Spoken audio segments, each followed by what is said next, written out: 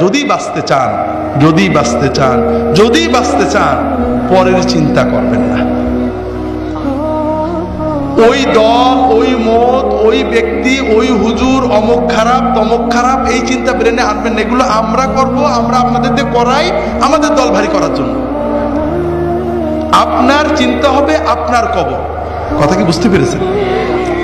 খুব ভালো করে বুঝুন। আমার জীবনে আল্লাহ তাআলা অনেক নিয়ামত দিয়েছেন, অনেক। এই নিয়ামতের কোনো শুকরিয়া করতে পারিনি। এমনকি আল্লাহর যে ফরজ নামাজ, এটাও মন দিয়ে পড়তে পারি না। 4 রাকাত নামাজ পড়তে কম্পিউটার স্পিডে পড়ি, 4 মিনিটও লাগে না। এর ভিতরেও 4000 কথা মনে হয়। আল্লাহ যদি কিয়ামতের দিন বলেন যে তোমার এত নিয়ামত দিছিলাম, 5 মিনিট আমার দিক মন দিয়ে নামাজটা পড়তে পারলে না, আমি তোমার নামাজ কবুল করলাম না, তুমি দোজখে যাও, আমার কিছু বলার থাকবে? এমন কোন আমল কি আমাদের আছে যে বলতে পারবো আল্লাহ তুমি এটা নিতেই হবে? আমার দাড়ি, আমার টুপি, আমার নামাজ, আমার রোজা, আমার হজ, আমার যাকাত, আমরা কি কনফার্ম যে এটা আল্লাহ কবুল করবে? আমার না হলে আপনারা তো কনফার্ম নাকি? তো এই যদি আমাদের অবস্থা হয়, তাহলে কোন সাহসে আমরা অন্য মুসলমানের চিন্তা করি? ভাইরা, অন্য মুসলমানের চিন্তা করবেন না। যখন 5 জনে এক জায়গা হবে, নিজেদের কথা চিন্তা করবেন, পরের ভিতর আলোচনা না। ভাই কি অবস্থা?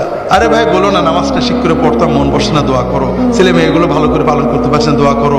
নিজেদের ঈমান আমল নিয়ে চিন্তা করবেন, পরের না। ভাইরা, আমরা পরের আলোচনা কেন করি? কারণ কবরে গেলে সর্বপ্রথম মুনকার নাকির আমাদের প্রশ্ন করবে যে তোর প্রতিবেশী জামাত ইসলামের দাড়ি ছোট ছিল কা, তোর পড়শি তবলিগের লোকজন কেন বাইরে গেছিল, তোর প্রতিবেশী অমুক পিসেব কেন খারাপ ছিল, ঠিক না? এই প্রশ্ন করবে। হাজরিন, নিজের কবরের চিন্তা করেন, নিজের হাসরের চিন্তা করেন। নিজে যতটুক করতে পেরেছি, যদি মনে করেন ভালো আমল করছি, তাহলে আল্লাহর কাছে দোয়া করেন।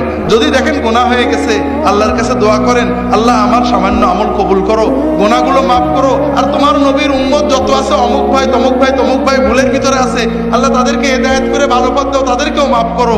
এইভাবে দোয়া করলে আমাদের লস আছে ভাই? লাভ আছে, অনেক লাভ আছে ভাই। তবে আমরা তো জানি আল্লাহর জান্নাতে জায়গা তো কম, ঠিক না? যদি ফুরফুরার মুরিদরা সব ঢুকে যায়, তাহলে তো আর তবলিগেরা চান্স পাবে না, ঠিক না?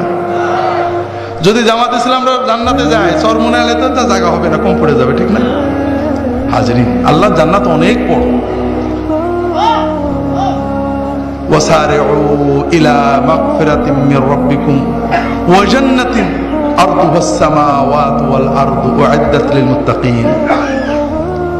তোমরা দৌড়াও, দৌড়াতে থাকো, দ্রুত এগো সেই জান্নাতের প্রতি, যে জান্নাত আসমান জমিনের চেয়েও বড়,